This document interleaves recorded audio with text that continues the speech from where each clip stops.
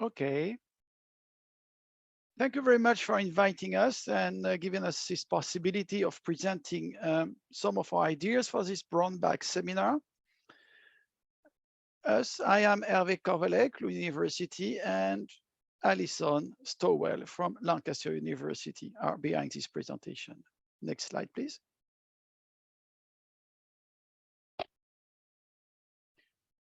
Our point today is that there is something that we have decided to call a replacement narrative behind the circular economy.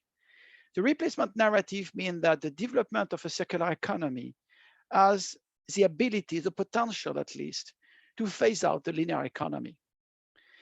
It's not an open narrative. It's a narrative which is implicit, because it's implicit in the sense that the circular economy can only put an end to unsustainable resource uses and environmental impact of linearity if it managed to phase out the linear economy. It can only decouple growth from the consumption of material resources if the consumption of resources, of material resources by the linear economy is stopped by the development of the circular economy. And it can only keep the economy within the planet's boundaries if, again, the linear economy is not able to continue. And our point today is that the replacement narrative is wanting on many accounts. Next slide, please. So from the work we've done, there seems to be this undercurrent that the circular economy is dynamic and it will replace the linear economy. So the circular economy really starts at low levels. The circular economy starts at low levels, and there's this assumption that there's going to be rapid growth. And so it doesn't seem to appear to challenge the linear economy ideas. And Hervé did a calculation or a simulation based on a report that came out in Sweden called the Circular Sweden Report. And in this report, it said that Sweden was 3.5% circular and the linear economy was at 96% or 96.5%. So in this calculation that was undertaken, if the circular economy grows at 20% and the linear economy at 2%, in 10 years, the circular economy in Sweden won't be any more than 13.5% of the economy. And it would take 22 years for the circular economy to be half the economy and 35 years for 90% of the economy. So even if we had a yearly 2% reduction of the linear economy and a 20% growth of the circular economy, it would still take 18 years for the circular economy to reach half of the economy that has degrown by a third. So this dynamic of replacement isn't as quick as we think. You know, the linear economy is a reactive and dynamic system, and it has a proven capacity to invent and reinvent itself. And we've seen this over many decades or hundreds of years even. So the circular economy could, in many respects, end up as endless efforts to invent substitutes to the linear innovations. But what will happen, a bit like we often see those models of waves of innovation, the circular economy will always be one wave behind. So some innovations are ways for companies with linear businesses to reinvent parts of them. But there will be others that will continue as business as usual. And we see that in some of the efforts multinationals are trying to make to, you know, get better circularity systems, that some of the newer products have those designs, but some of the legacy products are still all, some of the more popular ones still hold that business as usual. Now, there are many barriers to circularity in terms of in terms of circular products. Now, these could relate to time dimensions, you know, of how long it actually takes to make that shift. And there was some research done by Peter Hopkinson at Exeter and colleagues, where they looked at Japanese printing, for example, and it took 35 years for that transition. Now, there are also other issues maybe around spatial dimensions.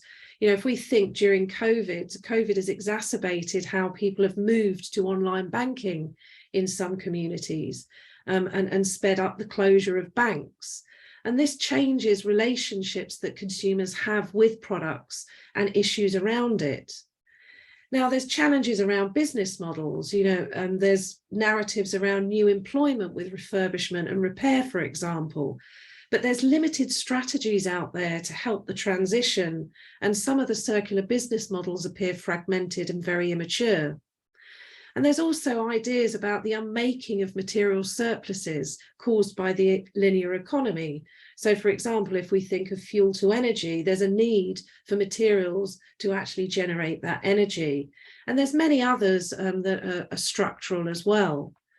So barriers can really slow down the development of circularity, whether they're economic, through finances, costs, whether they're the need for new technologies, the transition of new cultures and ways of thinking about not only working operations, but also our relationship with goods in terms of the preference of ownership with regards to leasing instead. And there's also legal issues around warranties and VAT. So all of these barriers can make it a very risky endeavor for entrepreneurial products. And what we see then is that the circular economy focuses on low-hanging fruits, and there's more difficulties ahead, especially if we want to actually transition and challenge the linear products and services. So it's slow. It doesn't really account for the dynamics of the linear economy, and there are plenty of barriers to be overcome. But there is a key question that should be asked: can the circular economy ever be cost competitive? And our answer to this question is that hardly. To begin with, circular solutions need to internalize plenty of cost that linear solutions do not need to support. Could be, for example, the cost that linear solutions do not have. For example, the cost for tracking material, the cost for developing a reverse logistic, the cost for repair, refurbishing, recycling, the cost for long-term stock holding of spare parts, or the cost of developing partnerships. But even the cost that the linear solution has been very successful at externalizing, for example, the cost of waste and emission, the cost of the future shortage of material, and not to mention the cost, the moral cost, for example, about resource exploitation and the unfairness, for example, of extractivist practices. But even the cost for social and infrastructural transition are to be taken into account, because a transition to circular economy will need breaking up lockings, will mean decommissioning existing linear infrastructure, but also developing new infrastructures. The infrastructures of the linear economy are in place. At most, they are asking for repair and maintenance, but this infrastructure for the circular economy needs to be completely built up. So there will be much higher cost from the circular economy. And the question, will it be possible to cover those costs with increased revenues? And it's for you now, Alison. Thank you. Apologies for the cat that just walked across the screen. So to continue with these questions about can the circular economy ever be competitive, we have to recognize whether, it's unclear about the willingness to pay for higher costs with circularity. And with regards to, well, whether there is a willingness to pay outside of those that are committed to the movement towards sustainability or circularity issues. So the circularity goes against the trend of demand. Little has been looked at with regards to around the convenience for consumers. This is overlooked. With cheap products, and what people say they want and what they actually do are two different things often. We're in a society, many of us are in societies with hypermobility, and we want food on the go, for instance. We want and what comes with mobility, or we want that coffee on the way to work, and what comes with that mobility is waste and the ability to waste. We're also seeing a reluctance towards second-hand. vintage and antique is one thing, but second-hand can often be perceived as lower quality, or the aesthetics of the product are called into question. So, for example, we can think about plastic bottles and recycled PET bottles. They often have a yellow tinge. Or we could think of the replacement of plastic cake trays with cardboard instead. And this reminds us about the fat that comes out of them. So there's this reluctance with secondhand that, and the lower quality that comes with it, as well as the aesthetics that are attached with that. So it's also unclear how the extra costs of circularity will be shared across suppliers, producers, customers, and other stakeholders. You know, is there an ability to, you know, we've had a long history of externalizing costs, for instance. So how will we internalize these and push them across the value chain? So what we tried to show here today is that the circular economy is in a situation when it comes to costs and competition with the linear economy, which is really questioning this ability to actually outcompete the linear economy and phase it out. Because there will be more cost on the one side, and there is probably a lot of barriers to kind of attractiveness to customers. Or at least for customers, there will be a need of dramatic changes in matter of taste, or call it cultural norms if you prefer, and willingness to pay.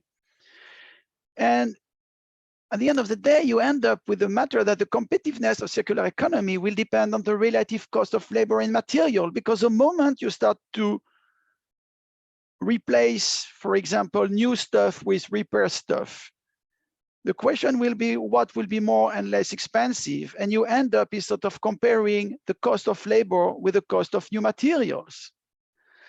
And you end up in very difficult discussions about taxation. The taxation of labor has been one of the pillars of the development of the welfare state. And if we want to go toward development toward a circular society, there will be probably a need to tax instead the use of raw materials, which is sort of opening the whole side of taxation policy and therefore social policy of the circular economy transition. At the moment, in developed countries, the high cost of labor really raises a long range of question marks about the capacity to actually develop cost competitive solution for repair, for all kind even of reverse logistics, and all form of labor intensive economic circular activities. But there is also the fact that circular solutions, which are very often at the pilot or the project development stage today, will need to sort of develop economies of scale. It's an economy of scope to be able to outcompete the linear solution. But then there will be a lot of questions. For example, these economies of scales and economy of scopes are very often based on the principle of standardization.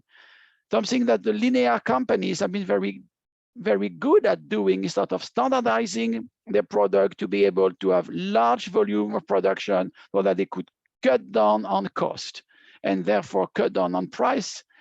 But we also see at the moment that many circular economic solutions are taking a distance to standardization and are more looking for specialized solution, situated solutions, situated in time, in space, adapted to the local contingencies and to the contingency of the particular product. Repair is such an example, because all repair will be very specific for the specific item under consideration for repair. You cannot standardize repairs. Repair is always a specific answer to a specific situation and a specific need. So the question that we really want to bring to the fore is that circular solution will not be able to match the cost, the future of linear economy, especially since that linear economy is probably going to continue cutting on costs, because linearity has shown its efficiency at cost cutting.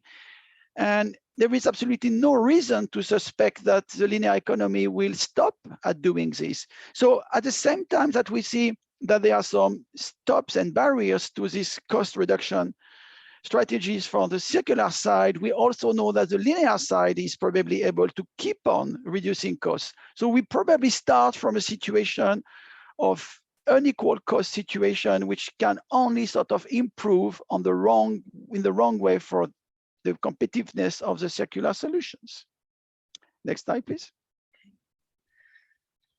So this leads us to what's needed to actively phase out the linear economy. And we'd say that, you know, there needs to be continued support about research and development across the board. So not just within academia, but true collaboration with research with industry, NGOs, policy and researchers. And this could give, you know, a holistic view of the implications. We also are putting forward an argument that there needs to be more support around circular procurement and how products are sourced, sold, and used. There also needs to be some work done around priming circular ecosystems. You know, how do we support the development of these collaborative networks and making sure that we bring the right people in together?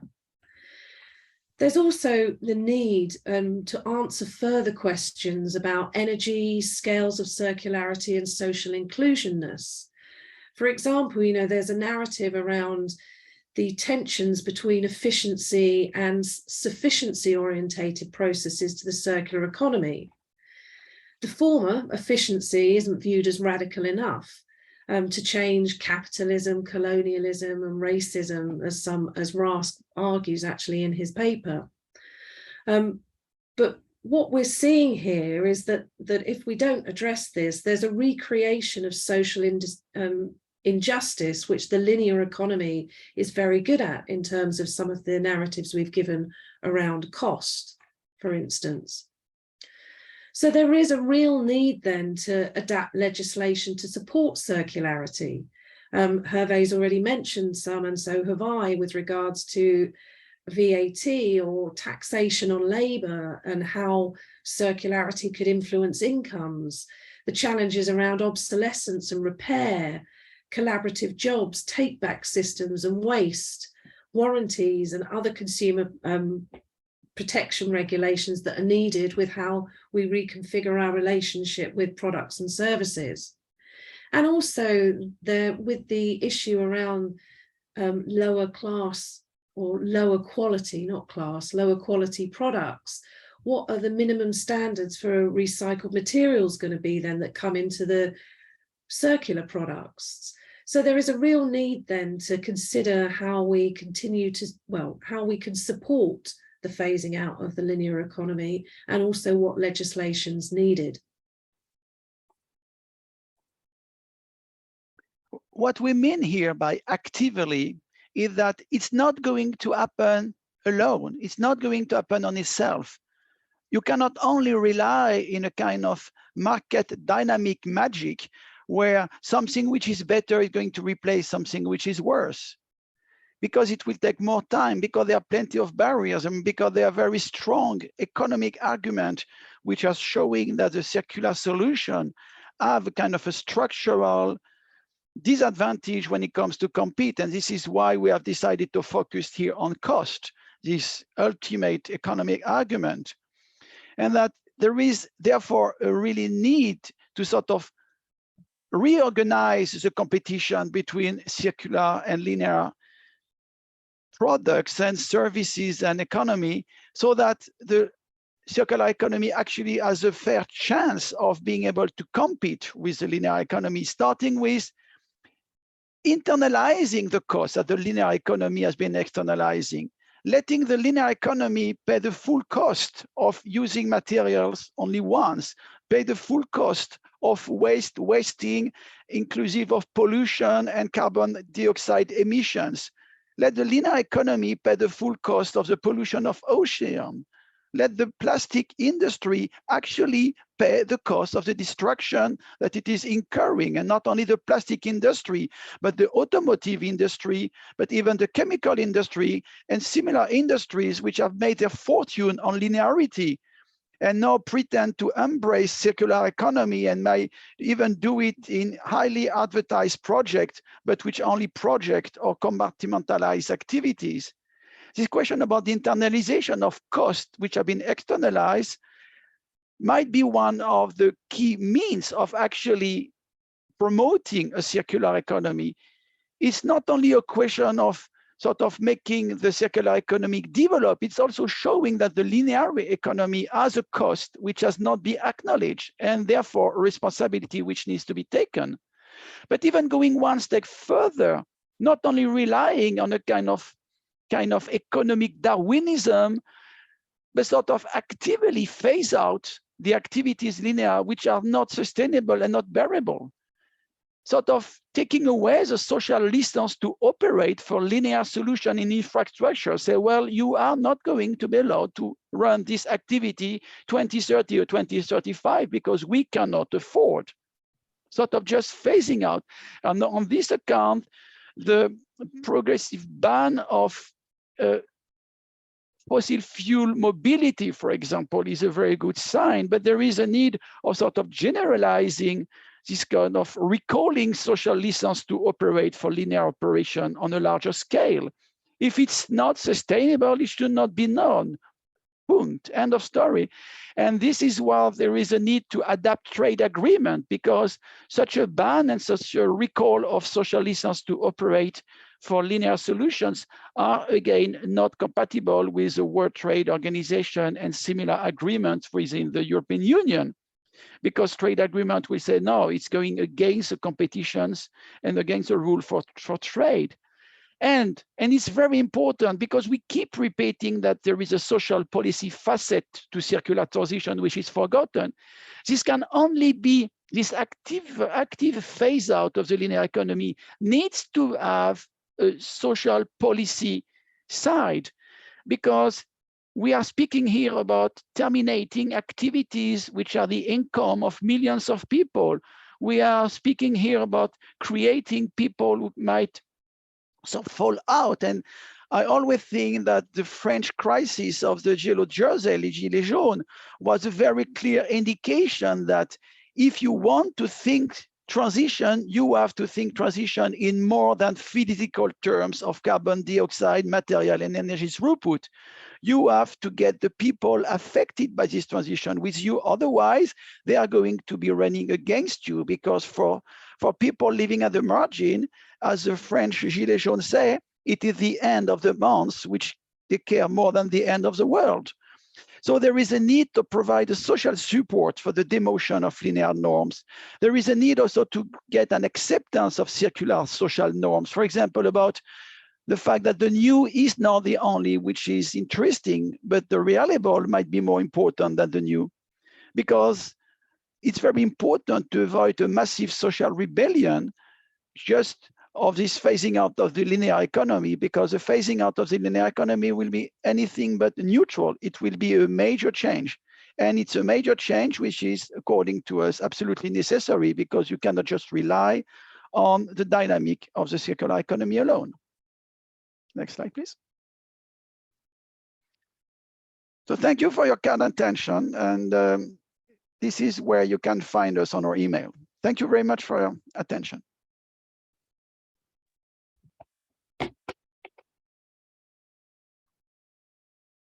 So thank you very much. And if there are any questions, you can write them in the chat or just raise your hand.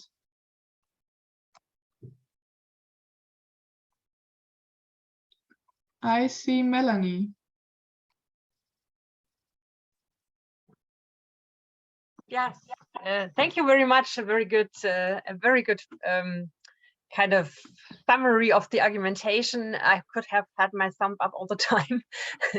I mean, that's your critical points, but also your suggestions for solution phasing out the linear economy are quite complementary, or quite the same as we try to push forward with the circular society network. My question is, how could we kind of build a momentum? I mean, we are a mix of researchers, practitioners, people from different sectors of society, but maybe not in the pool positions of power in a society. So how can we, I mean, the critique is, there are a lot of text about the critique of the circular economy, and you did a great job to summarizing them in papers, but how can we get through with it to policymakers? Yeah, that's my first question. Maybe you answer this one, and then I maybe might have the other one.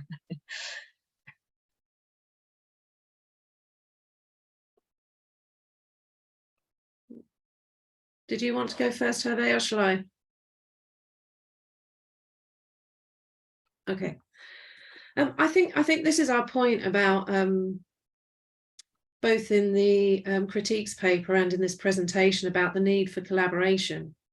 We have to have all the voices at the table to actually gather the momentum with policymakers. There are lots of, for example, in the UK at the moment, there's lots of work going on around various industries where they call for evidence. When you're saying, how do we build momentum? I think as a researcher and academic, we can actually give input in as evidence to some of the calls around policymakers. I mean, I do think personally it's quite challenging for policy to actually bring the shift, and the momentum has to come with everybody, and that does include industry too, because industry and other organizations are more likely to be able to move faster than legislation. So I think there's something around ensuring that you're at the table and engaging with policy, but also whatever the solution is or whatever the focus of circularity is, be it at a city level or be it at a product level, it's having the right people in the room. I also think that it's a question of sort of at least being a voice about the critique. I'm not following the way the circular economy is discussed in Germany, but in Sweden, for example, it has been sort of a very positive hype. And I decided, and I spent a lot of time to sort of being someone say, well, but think there are a few more things to think about, and becoming some kind of the standard critical voice, and being invited in newspaper. The Swedish Dagens Nyheter, for example, just once made a very large article about the fact that yes, the circular economy has actually a few people questioning it. And I've been participating to the Swedish delegation for the circular economy and a research group, sort of repeating this and speaking for the stock market as well, and these kind of things. So I think how can you get the momentum? And I think sort of being present where the circular economy is discussed, and maybe say something like the diagnosis that linearity is a problem is good and strong, but it does not mean that circularity is an obvious and self-going remedy. I think this is a way of sort of gaining a momentum, saying that sort of separating this idea of circularity as a solution from linearity as a problem. And I have observed that when I discuss this way, I get the people to start to ask me, why is not circularity the solution if linearity is a problem? And then you can open, say, well, in this case, you need to have a circularity which is transparent, which is modest, which is concrete, which is inclusive. And then you can start off gaining a momentum to get, I would say, a richer understanding of circular economy.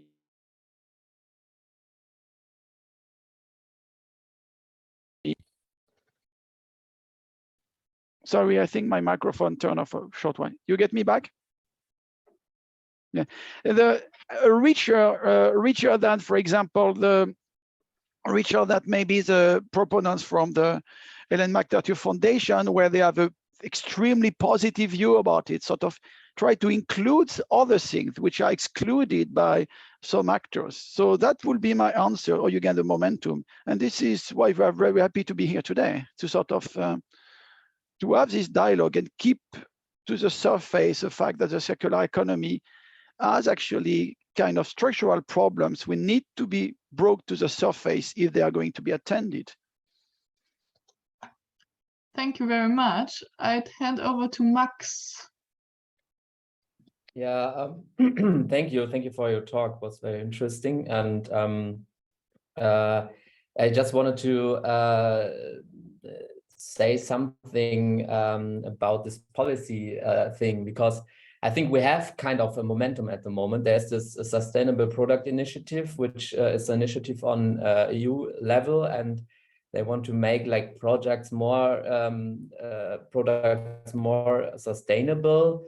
But yeah, they rely very heavily on market mechanisms. That means that consumers should end up deciding whether to buy the sustainable products based on information. So the consumers are the people who should decide what they want to have. And yeah, this is intended to change the market at the end, so that sustainable products and products which are more connected to circular contexts will like make the market run. So that means information should be provided on how environmentally harmful products are, and the consumers decide. Yeah, in my view, this should not be the only way. So we also need rules that make manufacturers directly responsible, or principal design criteria which they have to follow. So or what do you think about this? Can be like something like this kind of change be reached through market-based mechanisms? Because you said we just need to show that the linear economy is like a failing system, but I think this is not enough, because by this we just show this. We have like this product pass, and then we can see, oh, this is not a good product. But it's exactly what we say. What we say, that you cannot only rely on the market dynamics. You cannot just expect that developing the circular economy will automatically lead to the circular economy phasing out the linear economy. It's exactly what we say. Relying on the market dynamic is not enough. You need to be active. And by actively, it's a question of sort of taking away the social license to operate of linear solution and making plenty of other things. And then it comes to the question about customers and the freedom of choice. I think ultimately, when we are speaking about circular economic transition, we are speaking about questioning things such as the right of ownership. And for example, sort of actualizing the matter of commons. We are questioning questions so fundamental to economic development, such as the freedom of entrepreneurship. And the moment you start to discuss about having a kind of tax shifting from labor to work, questioning ownership, questioning freedom of entrepreneurship, you end up on extremely radical political proposals. It's much more than just saying, oh, the market will solve it. And it's exactly what we say. The market alone will not solve it. I can only repeat it. It's not going to be enough alone. And we just try to use an economic reasoning to show that. But there are other possibilities. For example, the question of literacy that Hoffman have been working with, for example, is another way. But here we just wanted to show that there is an implicit narrative behind the circular economy, the promotion of circular economy, which is resting on the narrative of replacement, and that it is a flawed narrative. The replacement narrative is flawed. It's not going to happen. Okay, sorry that I maybe missed the clearness about this. No problem. I can repeat. If I was not clear enough, it's my fault, not yours. But I think, Hervé, too, in the critiques of the circular economy, there's something where we leave the argument at the end is to actually ask the question around who's included in the circle. And, you know, we've had conversations already and intimations about, you know, we're homogenizing the consumer. That's a lot of labor to put on the consumer if we just eco-label something, and that all consumers are in different demographics. And so I think that's the point too, around the call for actually this need of further research and development, but actually it being this holistic research and development with all, I don't want of a better word, stakeholders together, and ensuring that the right voices are in the room, because the market systems won't actually make this change alone. There are also two questions in the chat by Manisha and Meret. Maybe we can link them together. So they are asking, who are the agents of the circular economy transitions? And might education help to phase out linear economy?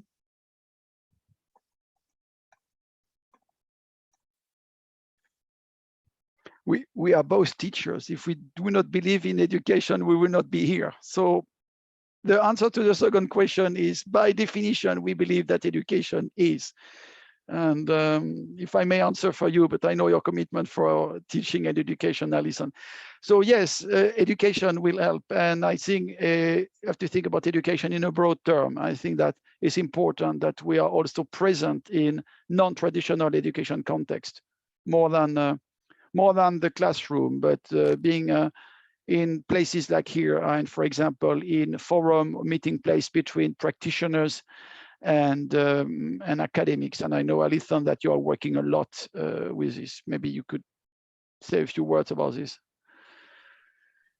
Yeah, so I think the importance is to open up the dialogues, as Hervé said, in this forum. And I do work with executive communities and teach in those spaces too, both for the university and outside. And I think one of the key things that Hervé said earlier was offering an alternative perspective and a critique, and recognizing, you know, I'm not an expert in every industrial context, but we all have, and they're the ones that are dealing with the challenges, but actually to raise those critical questions can help them think through how that applies into their concrete contexts. You know, I am engaged with the World Business Council for Sustainable Development's leadership program, as well as our executive program here at Lancaster. I also am engaged with, as Hervé mentioned, he does work with in Sweden with policymakers. I too engage with our government here, and we'll be got a meeting in Parliament, or a parliamentary dinner in January, to discuss plastics and the work around plastics, to try and shift towards more circular practices, and that the focus again is on recycling. That idea that we mentioned earlier about going to the low-hanging fruit, because the true circularity is complex. So yes, so I would very much promote education, both in academia and outside, and being part of those conversations. And with regards to the active agents pushing for change, I think it has to be all of us, at every different level, to actually sort of continue that momentum and continue that dialogue. Because I think one thing Hervé and I have both discussed too is we're not saying the circular economy is bad. You know, we are in support of it, but in support of it in a modest way. And to continue on this and answer to Manisha at the same time, the agents that we are sort of addressing, and I'm doing it when in the room with representatives from Volvo, from IKEA and Coca-Cola, for example, all advocating the transition, or to transition to circular business model of the company. And I start to say, yes, but maybe things are not as easy as you imagine, because circularity is a question of time scale, of space scale, of energy, and plenty of other things. It's also showing that critique is a way of actually opening taken for granted things, opening for questions which are otherwise not asked. And at this point, it's a point of departure for action. So the question that Manisha was asking, who are the active agents pushing for change, is are all those people sort of involved. Then you have the corporations, and then you have the regulators, and then you have the NGOs, and then you have larger or education people and the customers. So it's when we're speaking about social change here, but as it is today, corporations are really the driving force number one of the circular economy, at least in the version which is sort of heralded at the transition, where the European Union policy for circular economy is creating a platform for corporate action, where the regulators are sort of saying, well, just do more circularity, and this will be a circular society. What we mean here is it's not going to be enough. It's not enough to support the development of circular economy. You also need to actively phase out the linear economy. and sort of taking away the agents of linear economy. You can just name it. You can start with the fossil fuel industry and all the industries related. All the industries which have made a fortune on linearity or made a fortune on intensive wasting, a fortune on using materials only once. Those are agents of the linear economy. I would say the other side of the force.